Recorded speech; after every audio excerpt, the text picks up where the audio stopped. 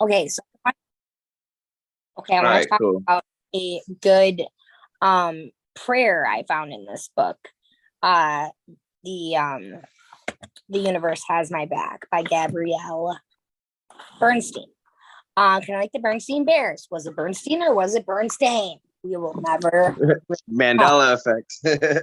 Exactly. I recognize my anger and I honor my reaction to the darkness. I know my true power lies in my capacity to be the light. I call on the energy and thoughts of love to pour through me and inspire me to take action from a place of true power. I like that. But I also like what he says here. Do you think you need to change your circumstances to change your life? All you need to do is change your mind and remember love. So if you remember alone, like if your remembrance alone has the power to heal, that you remember love, you just keep that remembering love and declare commitment to it, you're going to go places. But you have to, the first, very, very first step in surrendering, the very first step in not surrendering, but in awakening is to admit your resistance. Admit that you're resisting and that you have, Yeah. because if you don't acknowledge your resistance, then how are you even going to change behaviors if you're not willing to admit that they're there? That's what shadow work really is about. But I wasn't ready for shadow work until I got to that step. Because I really focused where I started with this whole journey. I started with evening out my chakras. I would take Epsom salt baths and meditate.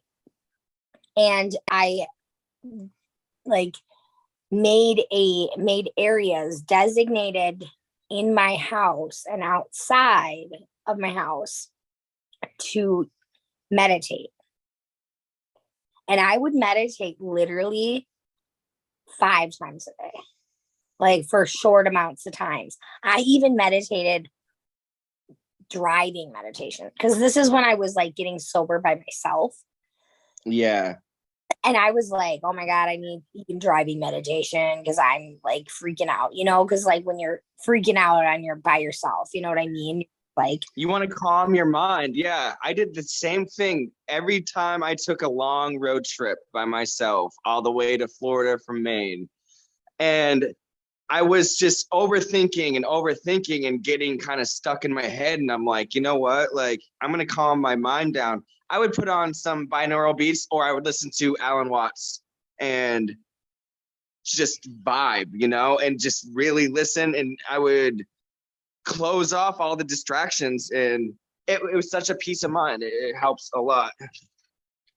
yeah. And Plus, no, Alan Watts is a shit. So, yeah. And I think people spend too much time looking for what's wrong with them instead of realizing nothing. They're right in their own way and they just need to heal and move past. And a lot of times that takes therapy, but you have to admit resistance at first. Like you have to admit you need help with, but, and that's where, I mean, this is going to take years and years and years and years and years for people to really, but things are happening. Things are happening. You know what I'm well, saying?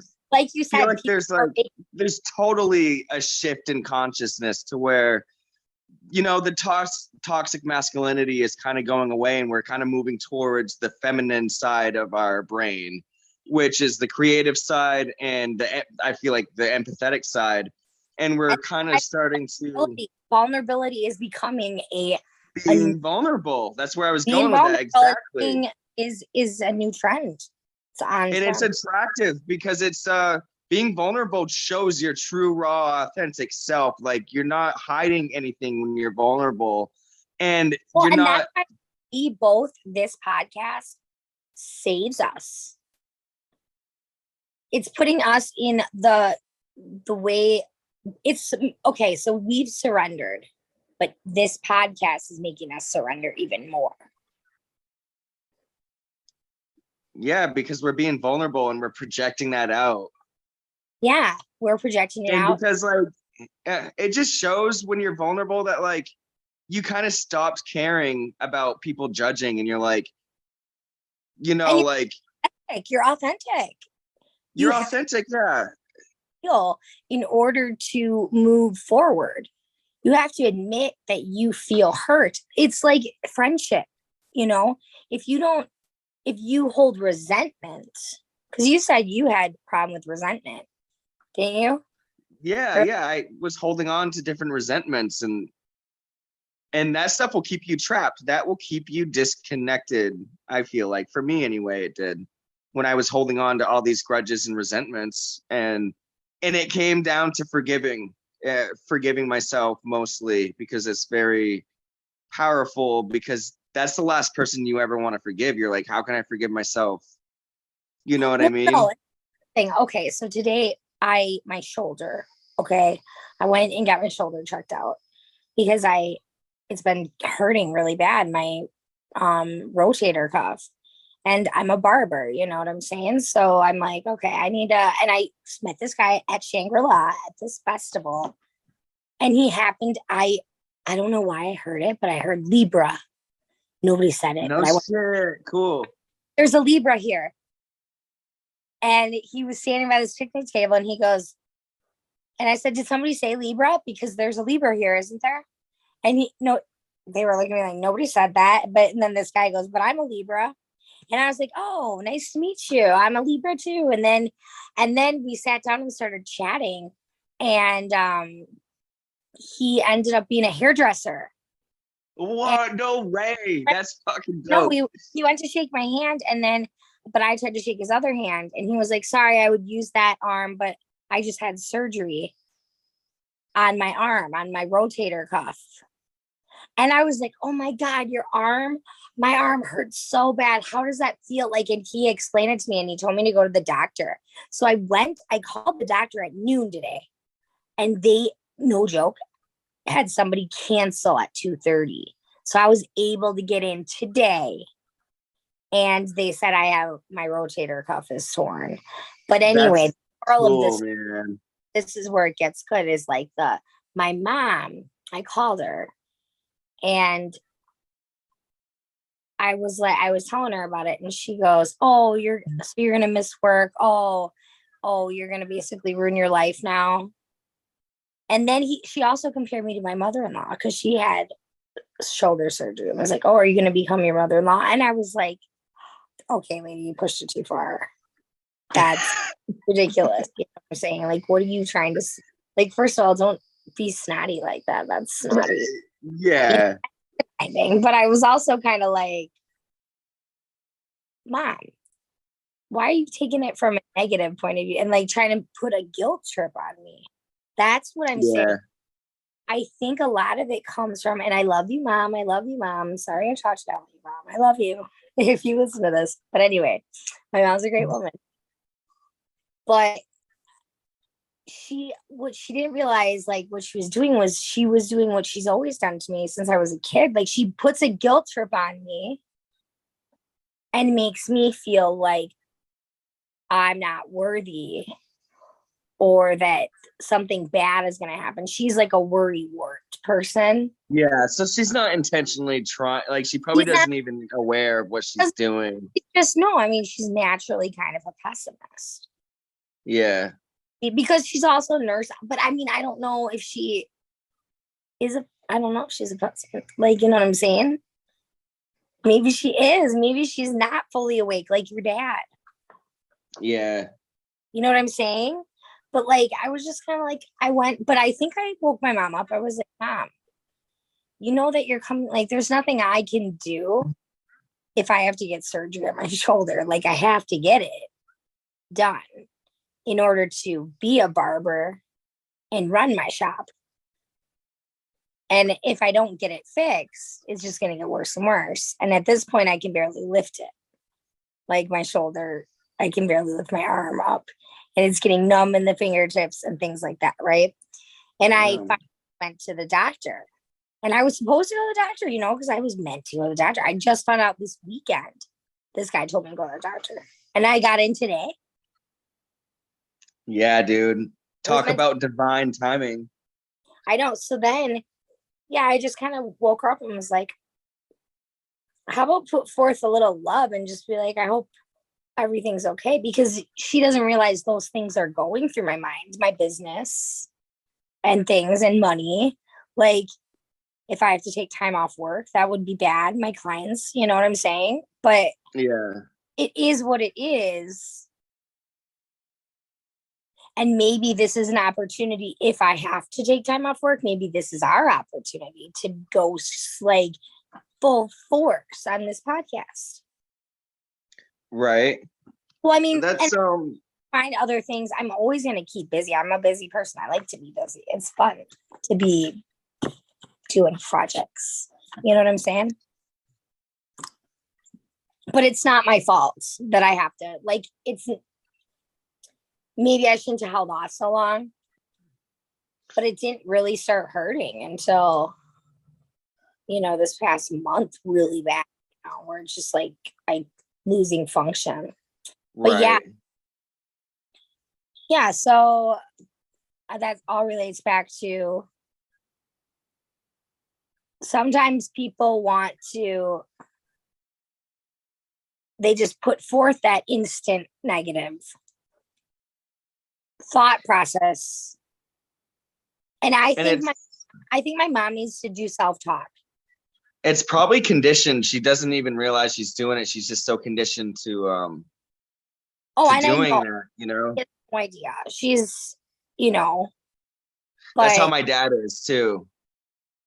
Like, it's just the way they were raised. Yeah. Yeah. That makes sense. Well, and I'm just happy that maybe you and I escaped that instant thought. Because I don't know, maybe it has to do with me being the youngest, or maybe because I'm a Libra, or maybe because my soul is this way, that I'm just free spirited, and I also like to stay in the positive rather than the negative. Right. And I like to be excited about life and be excited. Yeah, same here. Even if it's a bad situation. I think my dad kind of gave me that thought process though, because he'd always be like, you know, if something bad happened with us kids, my mom would be like, their life is over. I'm so worried. She would go to worry, emotional, feminine kind of brain thinking. Yeah.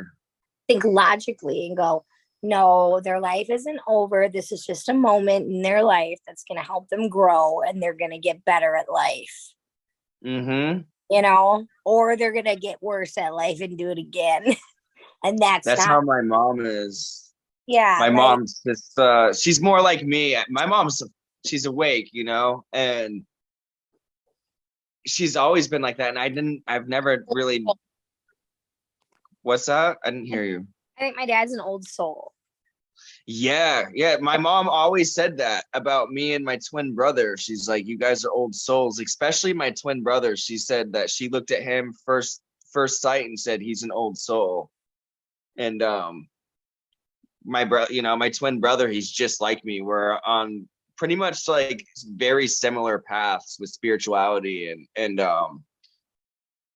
he's just more, he isolates, but I don't think he isolates on purpose, like to avoid people. I think he really, really likes his alone time, and he's a very sensitive soul. He likes to recharge and just do his own thing, you know, and he's got a lot of wisdom. He never talks, but when he does, it's full of wisdom, you know? It's like, where the fuck did that come from, man? Like, you didn't talk for like years, then all of a sudden you pull this out of your ass. He's fucking awesome. My twin brother is just like me, except he doesn't look a thing like me. He doesn't look anything like you? Nope. And my brother's never gotten to drugs or like went down the same route that I went down, but they're still very, very connected and disciplined. Oh, and as much as I look up to them, I feel like they look up to me more. Like, it's weird how many ever since I got sober and like connected again, it's like, I don't know. It was almost like I'm like inspiring to them, and like they're stepping outside of their comfort zone because they saw all the shit that I went through, and they're like, wow, Brian just did all this by himself. He went out on this crazy ass year and a half long adventure, and like it inspired them to jump out of their comfort zone, and they're able to grow more that way. And they tell me that all the time. Like it's pretty cool to know that, like, because I've always had that negative self-talk, like I'm a drug addict, I'm a piece of fucking shit. But no, like when I put my all into the positive and going on this path that I'm going in, like everyone tells me how inspiring it is and makes me feel really good about myself, you know? It's contagious because they're inspiring to me too. Right. And that is what life is about. Mike Love talks about that. Mike Love, I loved what he did at Shangri-La. Like, he says, you know, that we need to realize that we as humans, we help each other grow. Like, we keep each other moving. We do. We don't need to seclude ourselves from one another. We need to grow alongside one another and keep each other moving forward.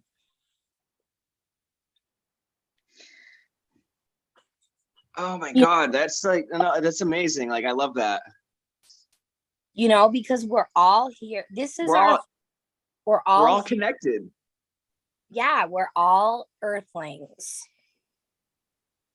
We're all on this journey. And I just love that quote by Alan Watts, because like everybody gets so confused and they think so hard about what is your purpose in life. And like, you know, his purpose in life is to simply just be alive. And I just love that, you know, it's so true. Like, just be alive, be yourself, and don't force anything. Whatever happens, happens. Just be yourself, like, man, and just be yourself. And that's the easiest thing. Shouldn't it be, though? Shouldn't it? To just be yourself. But see, the thing is that when we lose our essence, when we lose our naivety a little bit, you know, when you lose that naivety in that pureness, like, you know, that the world is like a Disney movie, or the world is a happy place, that it can be happy, and that we're all here to support one another. Like, when you let your ego get in control of you and your personality traits that you develop as mechanisms, defense mechanisms, you know what I'm saying? You lose yourself. And yeah, it's like an illusion. Yeah, and like when you try to make like when you try to live your child's life for them, kind of thing, when they don't want to do something and you force them into it, you know what I'm saying? I mean, I'm not against them trying things, just trying it because they might like it, you know what I'm saying? Yeah. But I'm thankful my son is who he is. He's such a good soul, and I hope he doesn't lose that to an ego that's been developed. But I think he's well-rounded because he has my parents in his life very consistently, and he has Al and I, so he has 2 hippies and then 2 suburbanites. Yeah. So, but you know, and he's all of our world. Like, he's awesome. He knows he's loved, and he has 4 people he trusts that he can go to. So I think, I hope every parent hopes that you're not getting in the way of letting your kid themselves. And all you can do is just be there, be compassionate, have empathy, and just always remind them, like, remember who you are, listen to your heart, and just plant seeds and hope that they grow. You know, that's what I do with my dad, because he's older, and I can't really, like, I tell him all the time, and he says, like, yeah, I'm gonna meditate, I'm gonna start reading, or I'm gonna go to therapy, but he always just goes back into the same kind of chain smoking cigarettes, overthinking and getting depressed in his mind. And I'm like, at least go out into nature. And I try to get him out and doing things, but I'm just planting seeds at this point. And, you know, well, maybe you can lead a horse to water, but you can't make him drink. Exactly. Yeah. I was going to do a Reiki on him pretty soon. Well, and this is the other thing is if somebody isn't spiritually awake, you need to be okay with that. And just, that's a place, that's what, when you're coming from love, is just because you don't know the things I know, because once I know, I can't unknow. That's the thing. Once you know, there ain't no going back. You know. I know things and I know them. Mm-hmm. But I only know what I know. I don't know what you know. So I always want to know what everybody knows. Like I'm interested in everybody's point of view and their experiences. And that's the thing. It's like being open-minded. And a lot of people were so close-minded. And like I feel like they're trapped into like this. On their journey. Where they're at is where they're at. And that's their journey. That's them. You can help guide by planting seeds, but you can't force it upon them. I mean, I have been known to be bossy. Okay. I've been known to be a little bossy. I'm really working on that. I'm like, today I'm not going to be bossy, but I'm a little bossy, but I'm trying not to be. I'm very self-aware now of not bossing Al about his journey. Where he's at is where he's at, what he wants to do. Like when we were at the festival, I went to bed early one night. He went to bed early one night. Like it was okay. You know, I'm front row. He likes the back row. Mm-hmm. So I go up and like if I want to hang out with him, I just know he's not going to go up to the front row for very long, even if he does make it up there, because he gets really like claustrophobic. Yeah. Okay, well, on that note, I have to put my son to bed. Speaking of children. But yeah, I think this was really good. It was, no, definitely. I always love doing podcasts with you, and every time we do it, we just we learn a lot more about each other. And we also get, I think we're getting better at this because we're figuring out different technology. Now we just gotta figure out podcast. Right. Like how to get it on the internet without the anchor thing. So that'll be fun. Okay, well, till tomorrow, my good friend. I'll call you in the morning. All right, much love. Peace. Much love. Yes, love. Tomorrow. I love you.